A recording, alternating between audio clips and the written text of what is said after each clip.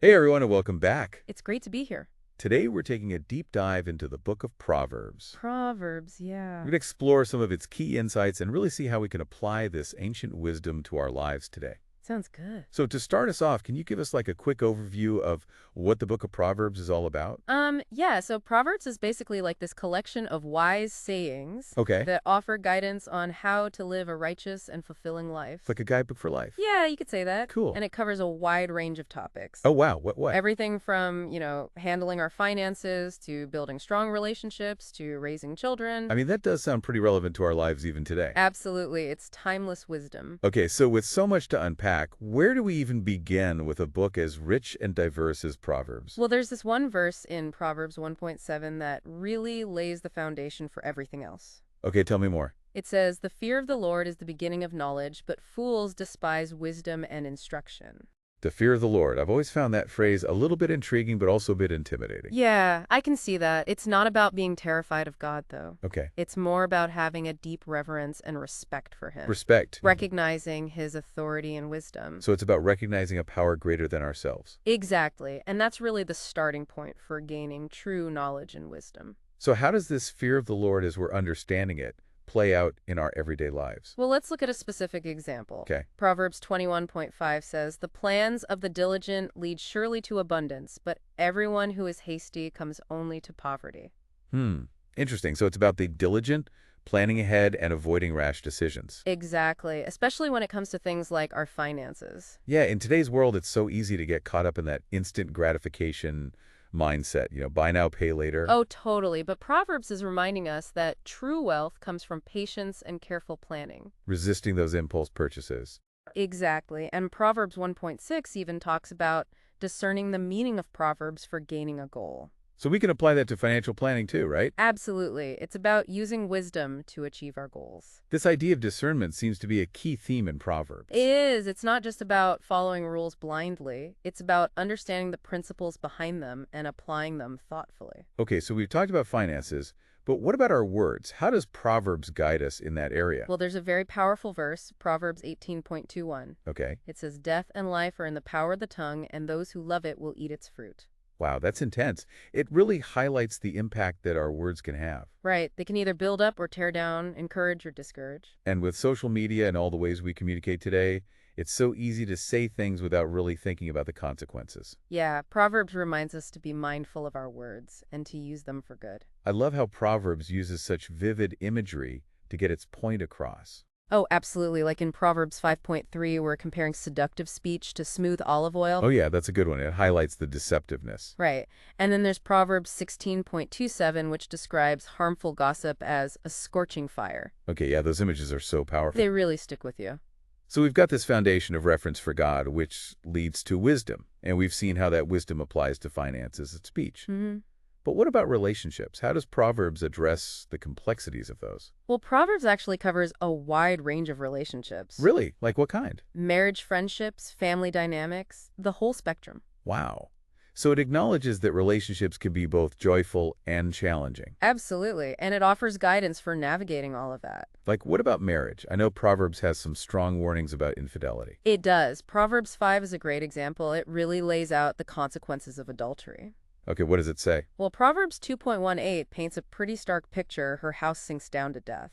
Wow, that's a chilling image. It's not just about physical consequences, though, right? No, it's about the destruction of trust, the breakdown of families, the damage to one's reputation. It's about a path that leads to ruin. Exactly. But then we also see some seemingly contrasting viewpoints on friends and family. Oh, like what? Like Proverbs 27.10, which values a nearby friend over a distant relative. Okay. But then Proverbs 18.24 warns that even friends can betray you. So it's not giving us simple black and white answers. No, it's encouraging us to think critically, to use discernment, and to seek wisdom in our relationships. Yeah, relationships are messy and complicated. They are, and Proverbs acknowledges that. But it's still urging us to be wise and discerning in our choices. Absolutely. And that same wisdom applies to raising children, too. Oh yeah? How so? Well, there's that famous verse, Proverbs 22.6. Oh yeah. Train up a child in the way he should go, even when he is old, he will not depart from it. Exactly.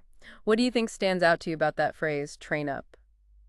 I think it suggests an active role in shaping a child's character. It's not just about telling them what to do, but about instilling values. And modeling right behavior. It's about guiding them towards a life of wisdom and righteousness. And it sounds like a long-term commitment. Definitely, it's an investment in their future. And Proverbs recognizes the joy that comes from seeing your child embrace wisdom. Like in Proverbs 23.15, it says, "My son, if your heart is wise, my heart too will be glad." I love that verse. It's so heartwarming.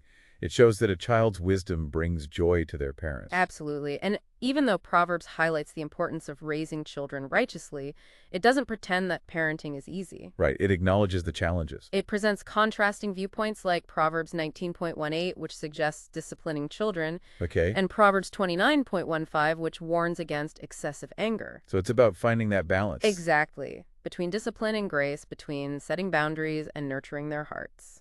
And that balance can be tough to find sometimes. It can. It's a constant learning process. But it sounds like that's part of what Proverbs is all about, helping us navigate the complexities of life and find that wisdom. Exactly. It's about giving us the tools we need to make wise choices and to live fulfilling lives. I like that. Giving us the tools. Yeah, because ultimately the choices are ours to make. And that's a good reminder as we continue to explore the wisdom of Proverbs. Yeah, absolutely. Okay, so I think that's a great place to pause for now. Sounds good. We've covered a lot of ground, but there's still so much more to explore. Oh, yeah, we've just scratched the surface. So be sure to join us next time as we delve even deeper into the Book of Proverbs and uncover more of its timeless wisdom. I'm looking forward to it. I am too. See you then. Welcome back to our deep dive into Proverbs. It's good to be back. Last time we talked about fear of the Lord as like the foundation for wisdom. Right, that reverence and respect for God. And we saw how that wisdom plays out in things like finances and speech and relationships. We talked about being diligent with our money. Yeah, and choosing our words carefully. And navigating the complexities of relationships, especially within families. Right, and I was really struck by all those vivid images that Proverbs uses. Oh, yeah, the imagery is so powerful. Like comparing seductive speech to smooth olive oil. Oh, yeah, that one really stuck with me. And God being like a scorching fire. It makes you think twice about what you say. So where do we go from here? What other areas of life does Proverbs address? Well, one of the big themes is this contrast between the path of the righteous and the path of the wicked. Oh yeah, like two roads diverging. Exactly. One leads to life, the other to destruction. It makes you think about the choices we make every day. Right. Are we on the right path, or are we heading towards danger? And Proverbs doesn't shy away from the consequences of choosing that wrong path. No, it doesn't. Like in Proverbs 2.18, where it talks about the adulterous woman's house sinking down to death. Yeah, that's a pretty intense image. It's a powerful way of showing the destruction that those choices bring. Not just to the person, but to everyone around them. Right. It affects the whole community. So our actions really do have consequences. They do. And it's not just about those big moral issues either. What do you mean? Well, Proverbs also talks about integrity in all areas of life. Oh, okay. Like Proverbs 10.9 says, "Whoever walks in integrity walks securely, but he who makes his ways crooked will be found out." So it's about being honest and upright in everything we do. Exactly, even in things like our finances. Yeah, it can be tempting to cut corners or cheat the system. Oh, totally. But Proverbs reminds us that true success comes from doing things the right way. Even when it's hard. Especially when it's hard. And what about those who do try to get ahead through dishonesty? Proverbs has something to say about that too. Like what? Like Proverbs 13.11 warns that wealth gained hastily will dwindle, but whoever gathers little by little will increase it. So shortcuts don't really pay off in the long run. No, they don't. It's about slow and steady progress, building wealth through hard work and ethical practices. Yeah, not trying to get rich quick. Exactly. And it's not just about avoiding dishonesty. What else? Proverbs also encourages generosity. Oh, interesting. Proverbs 11.25 says, "The generous soul will be made rich, and he who waters will also be watered himself." Oh, I like that. It's about giving freely and trusting that God will provide. Right. It's about having a mindset of abundance, not scarcity. So it's not about hoarding what we have. No, it's about sharing it with others. And trusting that God will bless us in return. Exactly. And that brings us to another important point about wealth. Okay, what's that? Proverbs warns against greed and materialism. Yeah, it's easy to get caught up in wanting more stuff. It is. But Proverbs reminds us that true wealth isn't about what we possess. It's about our character, our relationships, our connection with God. Right, those are the things that truly matter. And Proverbs 11.4 puts it this way, "Riches do not profit in the day of wrath, but righteousness delivers from death." It's a reminder that material possessions can't save us. So it's about using our wealth wisely. Exactly, and that same principle applies to our words and emotions. Oh yeah, we talked about the power of words. Right?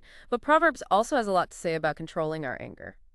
Like what? Well, Proverbs 15.1 says, a soft answer turns away wrath, but a harsh word stirs up anger. It's about de-escalating situations, Right, not making things worse. which can be hard when you're feeling angry. Oh, yeah, for sure. But Proverbs is saying that self-control is a sign of strength. Like Proverbs 16.32, whoever is slow to anger is better than the mighty, and he who rules his spirit than he who takes a city. It's about conquering our own emotions. Which can be harder than conquering an actual city. Sometimes it feels that way. So it's about being in control of ourselves. Exactly. And that's closely tied to humility. Oh, okay. Proverbs 11.2 says, when pride comes, then comes disgrace, but with the humble is wisdom. So humility is about recognizing our limitations Yeah, and being open to learning from others. and not thinking we're better than everyone else. Right. Proverbs contrasts humility with pride a lot. Like that saying, pride comes before a fall. Exactly. Proverbs 16.18 says, pride goes before destruction and a haughty spirit before a fall. So we need to stay grounded.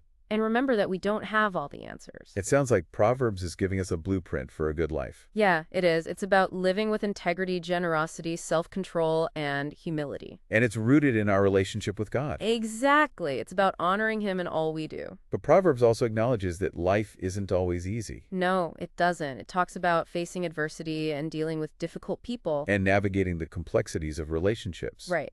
But it also offers guidance for those challenges. Like what? Like Proverbs 18.10, the name of the Lord is a strong tower, the righteous man runs into it and is safe. It's about finding refuge in God. Right. Seeking His protection when times are tough. And Proverbs 24.2 and 3 encourages us to persevere. It says, the righteous falls 7 times and rises again, but the wicked stumble in times of calamity. It's about getting back up when we fall. Not giving up. Right. It's about resilience. So even when things are hard, we can choose to learn from our mistakes and come out stronger on the other side. Absolutely. It's all part of growing in wisdom. And Proverbs has a lot to say about personal growth and development, too. Oh, yeah. It emphasizes self-reflection and seeking knowledge. And learning from our experiences. Right. Like Proverbs 4.23 says, keep your heart with all vigilance, for from it flow the springs of life. So our thoughts and motivations really matter. They do, because they shape everything else we do. And Proverbs encourages us to actively seek knowledge. Proverbs 18.15 says, the heart of the discerning acquires knowledge, for the ears of the wise seek it out. So it's about being curious and asking questions. And being open to new ideas. Yeah, always learning and growing. And Proverbs acknowledges that we're going to make mistakes along the way. Yeah, we're not perfect. But it encourages us to learn from them. Like Proverbs 24.16 that we talked about before, the righteous falls 7 times and rises again. It's about seeing mistakes as opportunities for growth. And Proverbs 17.10 adds that a rebuke goes deeper into a man of understanding than 100 blows into a fool. So it's about being open to correction. Yeah, being willing to learn from our mistakes. And having a teachable spirit. So it's not about being perfect, it's about being willing to grow. Exactly. And Proverbs gives us so much practical advice for that growth. Yeah, it covers all sorts of things. Like managing our finances and making wise decisions. Oh yeah, I remember Proverbs 21.5. The plans of the diligent lead surely to abundance, but everyone who is hasty comes only to poverty. It's about thinking before we act. And not making impulsive choices. Especially when it comes to important matters. And Proverbs 15.22 says, without counsel plans fail, but with many advisors they succeed. So it's about seeking advice from others. Yeah, getting different perspectives. And not just relying on our own limited understanding. It's about recognizing that we don't have all the answers. Right. And Proverbs also talks about hard work and diligence. Oh yeah, like Proverbs 10.4, a slack hand causes poverty, but the hand of the diligent makes rich. It's about putting in the effort. Not being lazy. Right, and not giving up easily. Yeah, success takes work. It does, and Proverbs 12.11 adds that whoever works his land will have plenty of bread, but he who follows worthless pursuits lacks sense. So it's about focusing on what really matters. And putting our energy into worthwhile endeavors. And speaking of things that matter, Proverbs also talks a lot about relationships. It does. It emphasizes the importance of family and friends. And even neighbors. Right, it's about building community. And recognizing that we need each other. Proverbs 17.17 says, a friend loves at all times, and a brother is born for adversity.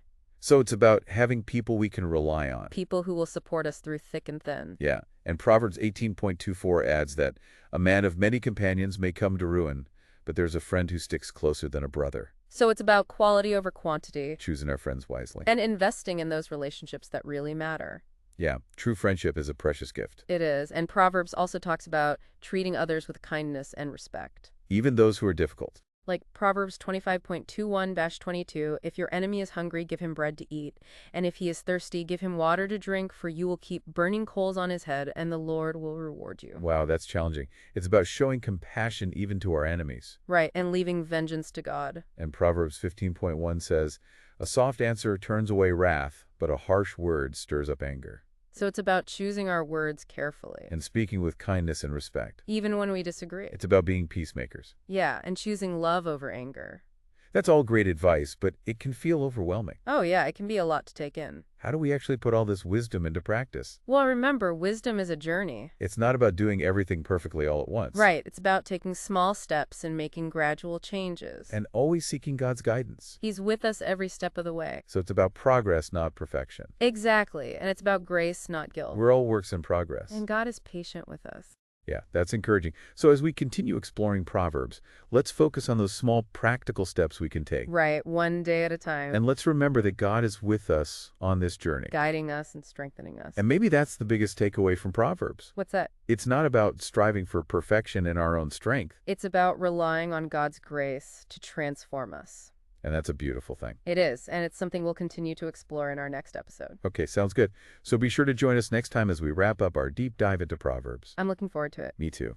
See you then. Welcome back to our deep dive into Proverbs. It's been quite a journey. It really has. You know, it's amazing how these ancient sayings still speak to us today. Yeah, they really do. It's like they tap into something universal about the human experience. And one thing that Proverbs doesn't shy away from is the complexity of human nature. Right. It acknowledges both our strengths and our weaknesses. It's like it's holding up a mirror to us, showing us who we really are. And challenging us to become better versions of ourselves. Right. It's not about condemning us for our flaws, but about encouraging us to grow and to align our lives with God's wisdom. And speaking of God's wisdom, there's one theme that keeps coming up throughout Proverbs. What's that? The fear of the Lord. Yeah, we talked about that earlier, but I have to admit, it's still a phrase that makes me a little uncomfortable. I get it. It can sound kind of scary. Yeah, like, are we supposed to be afraid of God? Not exactly. Remember, it's not about being terrified of punishment. Okay, so what is it about then? It's about having a deep reverence for God. Reference? Yeah, recognizing his authority and power. So it's about acknowledging that he's greater than us. Exactly.